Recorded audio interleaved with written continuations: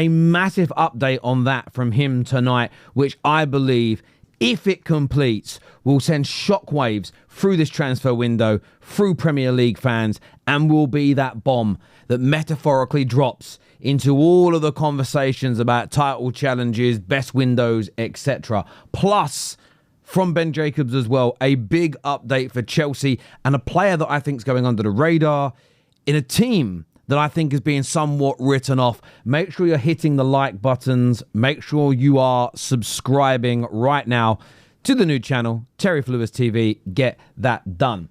But let's sort of bring this back down a peg or two.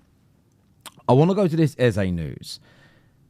Fabrizio Romano was very blatant, very direct in the way he spoke the other day. Well, I think it was yesterday. Feels like an eternity in the transfer window, and stated that yes, Arsenal have got a lot of fringe players done, and they're looking at squad into, backup keeper, new young centre back, Norgard, backup that 5th choice, 6th choice central midfielder. But he said that Arsenal fans should brace themselves for what will be a very busy and very exciting summer. That's first and foremost. Then we were very lucky to have, just when the news dropped, I suppose, Ben Jacobs on the Football Terrace, my main channel, yesterday, when he stated that a new player that's kind of appeared on the top of Arsenal's list is Eze. Now, you don't need me to tell you the brilliance of this player. I have noticed, along with my boy Roms, who's a big Liverpool fan, that a few people now are starting to question Eze's ability, where he would fit. Will he really be a needle mover? After years of people proclaiming how fantastic he is. And we know that's because he might join Arsenal. But we saw that news yesterday. Gooners were excited. Rivals were frustrated. But this news here gazumps it. The news just outstates, and this is verbatim what Ben Jacobs said. My understanding is that in the last few hours, actually, before we go to the comment that was made, Spurs have always been the front runners to sign him.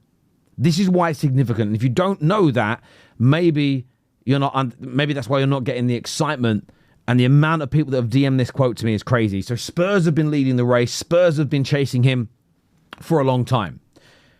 So Ben Jacobs said, my understanding is that in the last few hours, Tottenham have backed off from Eze.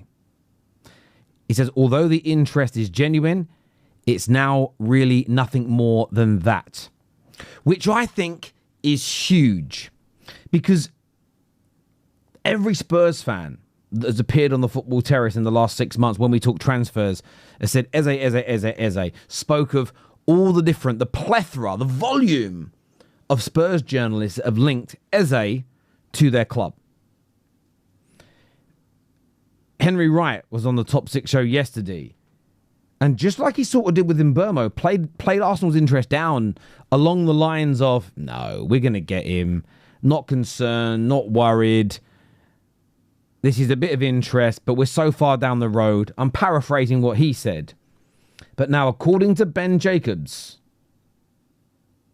they've backed off. Why? How can a player that's been such a huge target, that has a buyout clause of just 65 million, and I'm saying just because it's based on his ability, where the ownership of Palace are very, very, very happy, very, very, very happy indeed to accept that payment in installments. I don't understand why they'd just walk away. I don't understand why they would just say, no, we've had enough. Unless they do not. I mean, there's one thing being rejected to a terrible Man United team. There's another thing being rejected at this stage of a transfer in terms of the background work, the leg running you've done. They do not want to get into a fight for a player with Arsenal and come out looking stupid. That's just my gut feeling right now, and I could be wrong. I'm just a football fan like you, giving an opinion. But give me your thoughts, give me your feelings in the comment section below. Now, moving on from Arsenal, I want to speak Chelsea. Ben Jacobs has also said Chelsea are close to an agreement with Dortmund for Jamie Gittens. Says a 20-year-old is awaiting permission to undergo a medical after agreeing a 7-year contract.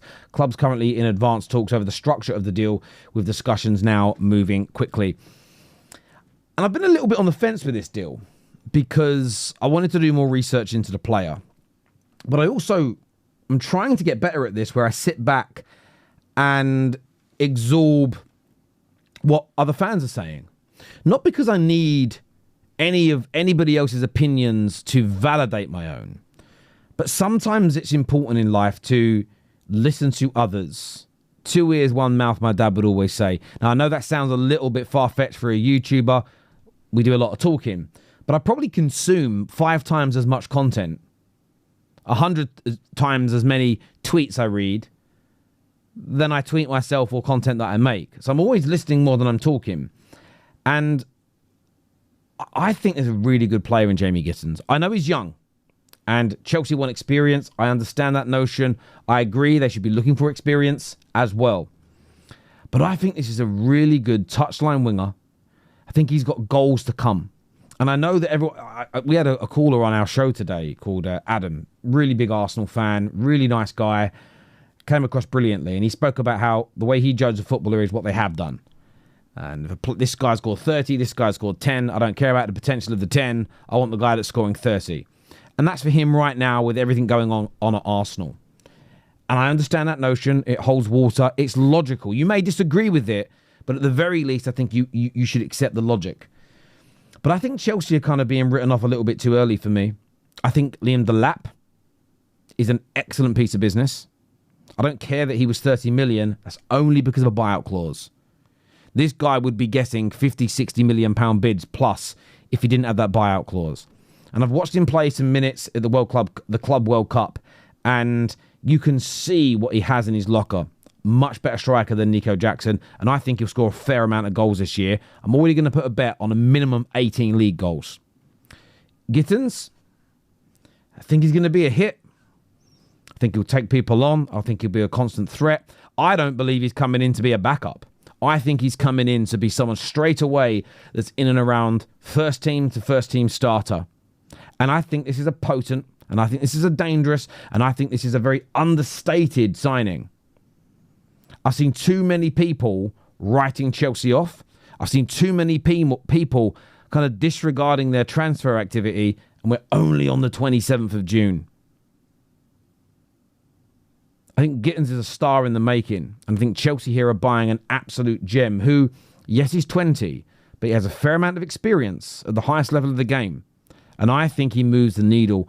I think he raises the floor of Chelsea in the short term and potentially the ceiling in the future. I'd love to get your views, though. I'd love to get your opinions on these two deals. Well, the Chelsea one is nearly done, nearly over the line. The Eze news. Why do you think Spurs have pulled out? Are Arsenal about to pull off a madness? Are they about to drop that bomb? Are they about, Arsenal, to change everything? Hit the like and the share button. Give us your views and your opinions in the comments section below. And as I say, get subscribing. Get the bell notification buttons turned on as well. Things are heating up. See you soon, people.